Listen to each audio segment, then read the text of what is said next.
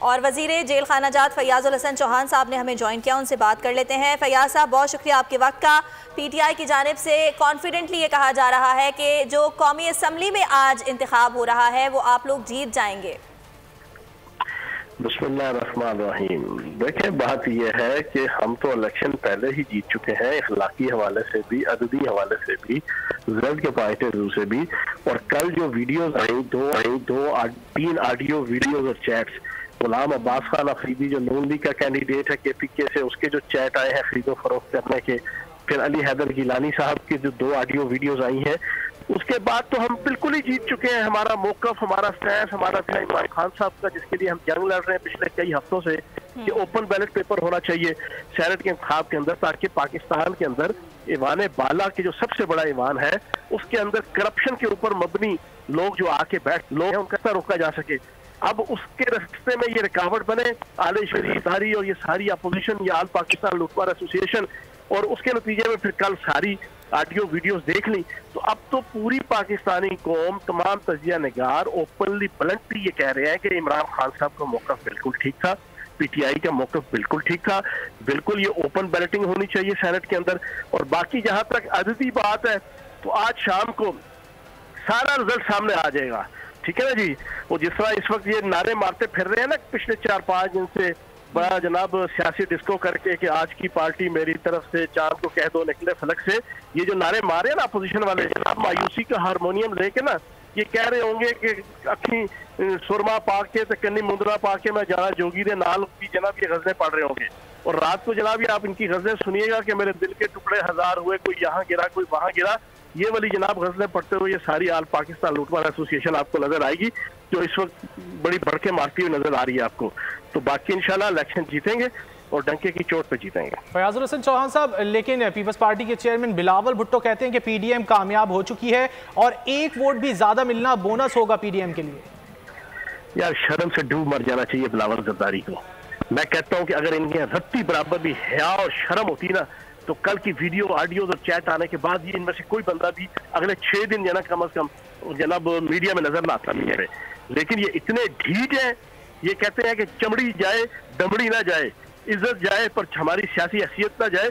ये अभी भी ये बातें करते हैं, अभी भी ये बातें करते हैं, शर्म आनी चाहिए। खरीदो फरोख्त कर रहे हैं, जरदारी रेट लगा रहा है कि यार अब 6 करोड़ नहीं 8 करोड़, 8 करोड़ नहीं 10 करोड़, बातें करते हैं। यार ये टक्के आने की मैं समझता हूँ कि जो इखलाक और किरदार का रत्ती बराबर भी रमक रखता है ना जो इंसान, उसकी नजरों में इस वक्त इस पूरी आल पाकिस्तान लूटमार एसोसिएशन का, इस पूरी आले शरीफ आले जरदारी और इस पूरी PDM का टक्के आने की इज्जत नहीं रही कल के बाद कम अज कम। लेकिन सर वो तो वजाहत दे रहे हैं, वो तो वजाहत दे रहे हैं, कह रहे हैं कि हम वोट जाया करने का तरीका बता रहे थे, खरीदो फरोख्त लेन देन की तो कोई बात ही नहीं हो रही थी उसमें। जनाबे वाला मैं बताता हूँ आपको, आप जरा गौर से एक दफा वीडियो सुन, ऑडियो और वीडियो सुन लीजिएगा। पहला उन्होंने तरीका बताया कि आपने काइट के तरीके से जनाब उसको फोल्ड करना है ताकि हमें पता चले कि आप चारों इन्होंने लेन देन करना है हमसे, उनके ये वाले वोट हैं। दूसरी सूरत ये बताई कि चारों को एक एक नंबर दिया, एक को 71 देना, कि जनाब आपने हल्का सा लिख देना है अपने बैलेट पेपर पे, वोट जाया करने के बाद हमें पता चल जाएगा कि ये वोट आपने जाया किया है। ये ताकि कंफर्मेशन हो रही है कि जनाब आपने जो हमसे लेन देन करना है उसकी सूरत में जनाब आपने ये सर्विसेज देनी है।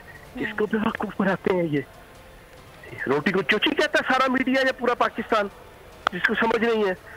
ये करप्ट है, बददियानत है, इन्होंने पाकिस्तान की सियासत का बेड़ा गर्क किया है, इस जरदारी ने, इस नवाज शरीफ ने, इसकी पार्टियों ने। अब इमरान खान साहब और PTI ने इतना अच्छा मौकफ रखा था कि कम से कम ईवान बाला के इंतखाब के नाजरी का रास्ता रोका जा सके। लेकिन अफसोस कि जनाब पाकिस्तान के अंदर जिन अदारों की जिम्मेदारी थी, इलेक्शन कमीशन हो गया, बाकी लोग हो गए, उन्होंने प्रॉपर तरीके से वो उस चीज को पिक नहीं किया इमरान खान साहब के PTI की सोच को, और कल का दिन साबित हो गया कि इमरान खान ठीक से PTI बातें कर रहे हैं। ठीक है सर, ये बताइएगा कि आने वाले इंतखाबात के हवाले से PTI क्या सोच रही है इलेक्शन रिफॉर्म्स के हवाले से? कि हमने तो बड़ा क्लियर कट मौकफ रखा था, हमने कोई इस सिलेक्शन के लिए नहीं रखा था। ये हम इनकी तरह के मुनाफिक नहीं है कि हम साके जमहूरियत के अंदर जनाब इस तहरीर लिखें कि जनाब आइंदा कोई भी इक़्तिदार के अंदर आएगा हम में से तो जनाब सेनेट का इलेक्शन ओपन बैलेट पेपर के जरिए से होगा। लेकिन जब इमरान खान साहब ये बात कर दें तो सारे के सारे बैकआउट कर जाएं और यूटर्न ले लें।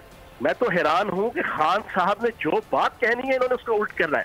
आज खान साहब कहते हैं कि जरदारी से ज्यादा शरीफुल नफ्स आदमी कोई नहीं। 3 सेकंड बाद बिलावल का ट्वीट आएगा, इमरान खान साहब झूठ बोलते हैं, जरदारी साहब शरीफुल नफ्स हो ही नहीं सकते। अभी इमरान खान साहब कहते हैं ना नवाज शरीफ से ज्यादा दयानतदार कोई नहीं। 3 सेकंड बाद बेगम सफदर रवान का ट्वीट आएगा कि इमरान खान झूठ बोल रहे हैं, नवाज शरीफ साहब दयानतदार नहीं, वो तो दुनिया के सबसे बदयानत शख्स हैं। बिल्कुल ये स्टैंस होगा इनका। तो फयाजुल हसन चौहान साहब, अगर इस इंतखाबी इस्लाहात के हवाले से आप लोग जो है वो कोई कमेटी तश्कील देते हैं तो फिर राब्ता होगा अपोजिशन जमातों से? सर हम तो करेंगे राब्ता, हम तो कोशिश करेंगे कि पाकिस्तान का जो इंतखाबी सिस्टम है उसको जितना मजीद सिंक्रोनाइज किया जा सके। वक्ती तौर पर नहीं चीज रखी। ठीक है चौहान साहब, ये भी फरमा दीजिएगा कि अगर आज कोई बड़ा अपसेट हो जाता है, खुसूसी तौर पर सबकी नजरें कौमी असम्बली पर लगी हुई है, तो कैसे फाइंड आउट किया जाएगा कि वो कौन से अरकान थे जिन्होंने अपोजिशन को वोट दे दिया है? सर वो तो फाइंड आउट हो जाएगा, लेकिन सबसे होगा ना कि ये जरदारी साहब सबसे बड़े चोर निकलेंगे, डाकू निकलेंगे। ये नवाज शरीफ साहब और उसकी पार्टी। देखो एक चीज सुनो, हवा और आदम को जन्नत से निकाला गया, क्यों निकाला गया? उन्होंने गलती की। गलती किसके कहने पे की? शैतान के कहने पे की। असल शैतान था ना जिसने आदम और हवा को जना जन्नत से निकलवाया, इंसान को जन्नत से निकलवाया। तो जनाब असल शैतान जो है ना उसको पकड़ो, जो जरदारी, यूसुफ गिलानी, पीपल्स पार्टी या पीटीएम, जो असल शैतान है जो इस वक्त एमएनए एमपीएस की खरीदो फरोख्त कर रहे हैं, असल शैतान ये है। लेकिन चौहान साहब कहते हैं ना वो, चौहान साहब पीपल्स पार्टी के अरकान कह रहे हैं कि वजीर आजम की एमएनए से मुलाकातें जो हुई हैं उसमें फंड्स का जो इजरा के हवाले से बात हुई है वो भी वोट खरीदने के मुतरादिफ है। और नहीं नहीं नहीं नहीं नहीं ये कोई बात नहीं है जना, ये फजूल की जना वो जस्टिफिकेशन दे रहे हैं। लेकिन बहरहाल अल्लाह पाक करम करेगा। रात को तो क्या पोजीशन होगी, रात को जब रिजल्ट आएगा तो इस पूरी पीटीएम और ये पीपल्स पार्टी और नून लीग की मिसाल बिल्कुल वही होगी कि 100 छितर भी खाएंगे और 100 प्यार भी।